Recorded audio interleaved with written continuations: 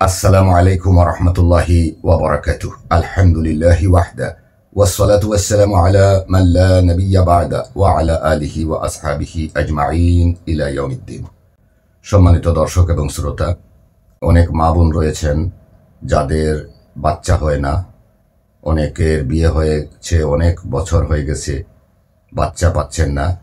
অনেক চিকিৎসা করিয়েছেন, অনেক জায়গায় গিয়েছেন, অনেক ধরনের তদবির নিয়েছেন, তাওয়িজাত নিয়েছেন, ডাক্তারি অনেক পরীক্ষা করিয়েছেন, কিন্তু কোনো অবস্থায় বাচ্চা হচ্ছে না। বিভিন্ন ধরনের কবিরাজের কাছে গিয়েছেন, মোল্লার কাছে গিয়েছেন, রুকিয়া করিয়েছেন, কোনো অবস্থায় সন্তান পাচ্ছেন না। কোনো কোনো মা বোনদের এমনও হয় ডাক্তার পরীক্ষা নিরীক্ষা করে কোনো সমস্যা পান না। আবার মোল্লা কবিরাজিতে গেলে দেখা যায় জিন বা জাদুর সমস্যা বলে এবং এটির চিকিৎসা করে কোনো উপকার পাওয়া যায় না। দিনের পর দিন, বছরের পর বছর এইভাবে কাটতে থাকে। এর অনেকগুলো কারণ রয়েছে। তন্মধ্যে একটি বিশেষ কারণ হচ্ছে মা বোনদেরকে শত্রুতা করে অনেকে নাগমণি বান মেরে দেয়। নাগমণি এমন একটি বান যেটি মা বোনদের ডিম্বাশয় নষ্ট করে দেয়। ডিম্ব ফুটে না বা সেখান থেকে বাচ্চা প্রসব হয় না, বাচ্চা বড় হয় না, এমনকি বাচ্চা যে থলির মধ্যে থাকে এই থলিটা নষ্ট করে দেয়।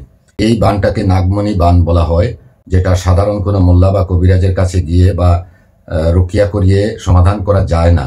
এটার জন্য অবশ্যই স্পিরিচুয়াল হিলিং নিতে হয়, রুহানি চিকিৎসা নিতে হয়, এবং দক্ষ স্পিরিচুয়াল হিলার না হলে এই সমস্ত চিকিৎসা কোনো অবস্থায় করে সাকসেসফুল হওয়া যায় না।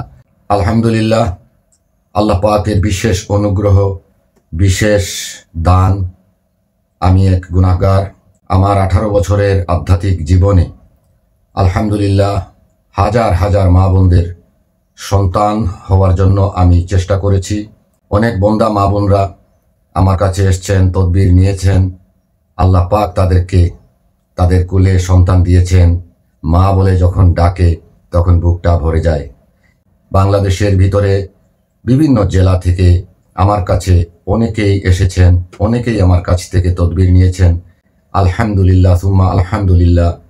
বন্ধা যে কোনো মহিলা হলে আলহামদুলিল্লাহ রুহানি চিকিৎসার মধ্যে অলৌকিক এবং কুদরতি কিছু তদবির রয়েছে, যেগুলোর মাধ্যমে ডাক্তার যেখানে ফেল হয়ে যাবে, মোল্লা কবিরাজ যেখানে ফেল হয়ে যাবে, রাকি যেখানে ফেল হয়ে যাবে, ওই সমস্ত রোগীদেরকে আলহামদুলিল্লাহ আমি তদবির দেওয়ার পরে আমার রোগীরা উপকার পেয়েছেন। আর এটি আল্লাহ পাকের একটি বিশেষ দান। আমার আম্মা 35 বছর মহিলাদের তদবির করতেন, চিকিৎসা করতেন, এবং বিশেষ করে আমার মা দুটি বিষয়ের উপরে তদবির করতেন। যে দুটি বিষয় হচ্ছে যাদের বিয়ে হয় না তাদের বিয়ে হওয়ার জন্য, আর যাদের বাচ্চা হয় না তাদের বাচ্চা হওয়ার জন্য। আলহামদুলিল্লাহ, এমন কোনো মেয়ে বা এমন কোনো মহিলা নেই যে আমার মায়ের কাছে এসছে আর উপকার পায়নি। এরকম রেকর্ড 35 বছরের মধ্যে ছিল না। এখন তো আমার আম্মা এগুলা বাদ দিয়ে দিয়েছেন, বার্ধক্যজনিত কারণে অসুস্থও থাকেন এবং ইবাদত বন্দিগিতে সবসময় থাকেন, কারো সামনে বের হন না, এবং আমার উপরে এই দায়িত্ব অর্পণ করেছেন। আর আল্লাহ পাক আমাকে আধ্যাত্মিক জগতের দায়িত্ব দান করেছেন। আমার বংশ পরম্পরায় আমি এই দায়িত্ব পেয়েছি।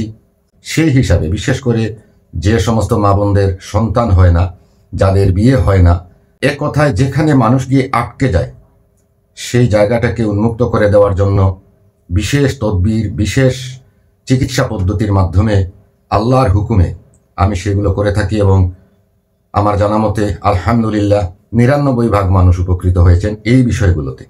কিন্তু দুঃখের বিষয়, যাদের 17 বছর, 12 বছর, 20 বছর, 24 বছর বাচ্চা হয়নি, বন্ধা হয়ে আছে, মানুষের সামনে মুখ দেখাতে পারে না, মানুষ সকালে উঠে তাদের মুখ দেখে না, এরকম মহিলা আমার দরবারে এসছে, আমার কাছ থেকে তদবির নিয়েছে। আলহামদুলিল্লাহ বছর ঘুরে নাই, সন্তান পেয়েছে। সন্তান যে পেয়েছে এই কথাটাও আমাকে বলে না। ওরা হচ্ছে অকৃতজ্ঞ, ওরা হচ্ছে সমাজের মধ্যে ঘৃণ্য এবং নিকৃষ্ট, যারা উপকার পাওয়ার পরে স্বীকার করে না। আল্লাহ রাব্বুল আলামিন মানুষের জন্য অক্সিজেন ফ্রি করে দিয়েছেন, সূর্যের আলো ফ্রি করে দিয়েছেন, দুনিয়াতে বসবাসের জন্য উপযোগী করে দিয়েছেন, কিন্তু মানুষ কত অকৃতজ্ঞ। একটিবার আল্লাহ রাব্বুল আলামিনকে স্মরণ করে না, অথচ যখন বিপদে পড়ে তখন আল্লাহ আল্লাহ জিকির করতে থাকে, এতে কোনো লাভ হয় না। নামাজও পড়ে, তখন সালাতের মাধ্যমে দোয়াও চায়, কিন্তু পায় না কেন?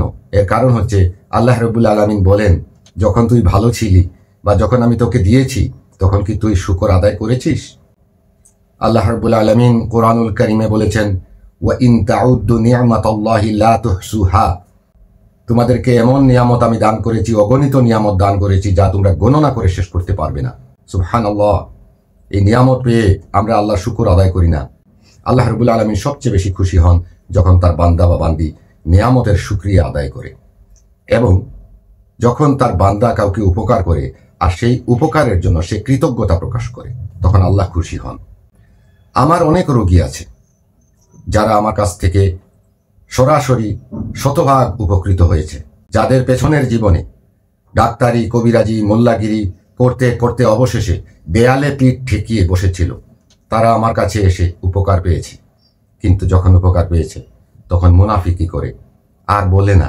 এমনকি কেউ যদি জিজ্ঞেসও করে যে তোমার এই অসাধ্য কিভাবে সাধিত হলো, তুমি তো বন্ধা ছিলে, তুমি তো চেন্নাইতে গিয়ে চিকিৎসা করিয়েছ, তুমি তো বাংলাদেশের কোনো মোল্লা কবিরাজ বাদ রাখো নাই, কোনো ডাক্তারি বাদ রাখো নাই, কত কিছুই তো করেছো, ইনজেকশনও নিয়েছো, কত কিছু করেছো, বাচ্চা পাওনি, এখন হঠাৎ করে ফুটফুটে বাচ্চা তোমার কোলে আসলো কেমনে? তখন বলে না, এটা এমনিতেই আসছে। আমার কথা তখন আর বলে না যে সিলেটে রুহানি মামা নামক এক ব্যক্তি আছে, উনি তদবির করেছে আর আমি পেয়েছি। বলে না। কেন বলে না? অকৃতজ্ঞ। অকৃতজ্ঞতার জন্য আল্লাহ রাব্বুল আলামিন তাদের উপরে লাআনত বর্ষণ করবেন। আমার কাছ থেকে তদবির নিয়ে উপকার পাইনি এমন কোনো মানুষ নাই। যদি কেউ বলে যে আমি উপকার পাইনি, তাহলে আমি বলবো সে আমার তদবির গ্রহণ করতে অথবা ব্যবহার করতে ভুল করছে। কারণ আমি যেভাবে অথেন্টিক কাজ করি, বংশ পরম্পরায় প্রাপ্ত, নন প্রফিটেবল হিসাবে, অর্থাৎ এটাকে কোনো ব্যবসা হিসাবে না নিয়ে, এটাকে জাস্ট একটা সেবা হিসাবে নিয়ে আমি যেভাবে কাজ করি, সেটা পৃথিবীর কেউ করবে না। পৃথিবীর সব কিছুতে মানুষ ব্যবসা খোঁজ করে। অনেকে হয়তো কাফফারা দেন। কাফফারা হচ্ছে আপনার চিকিৎসার বিনিময়ে যেটা সাদকা, সিন্নি সালাত, দোয়া তাসবিহ তাহলিল এবং অনেক মসজিদ মাদ্রাসায় দান করা হয়। অনেক মাজার রয়েছে এবং জিনের অনেক প্রয়োজন রয়েছে, তাদেরকে সিন্নি দিতে হয়, সেই হিসাবে কাফফারা প্রয়োগ করতে হয়। আমি কোনো তদবির দিয়ে কারো কাছ থেকে এই 18 বছরের মধ্যে ইনশাআল্লাহ তাআলা একটি টাকাও গ্রহণ করিনি। আলহামদুলিল্লাহ। এটি আল্লাহ পাকের ইচ্ছা এবং আল্লাহ পাকের হুকুম। ইনশাআল্লাহ যারাই তদবির নিয়ে উপকৃত হবেন, আল্লাহর শুকর আদায় করবেন আর আমাকে বলবেন যে আপনার তদবিরে আমি উপকার পেয়েছি। এতে আপনার ক্ষতি নেই, আপনি লাভবানই হবেন। যে মানুষ কিছু এনে দিতে পারে, সেই মানুষ আবার নিয়েও যেতে পারে। যদি আল্লাহর কাছে বলে দেই, হে আল্লাহ, আমার মাধ্যমে উপকার পেয়ে আমাকে অকৃতজ্ঞতা দেখিয়েছে, এই কথা বলার সাথে সাথে আল্লাহ পাক তার কোল খালি করে দিতে পারে। আমি চাই মানুষ সংশোধিত হোক, আমি চাই মানুষ নিজেকে বুঝুক, জানুক এবং অন্যের উপকারকে স্বীকৃতি দিক এবং নিজে মানুষের উপকার করার চেষ্টা করুক। সবাই ভালো থাকবেন, সুস্থ থাকবেন। আল্লাহ হাফিজ।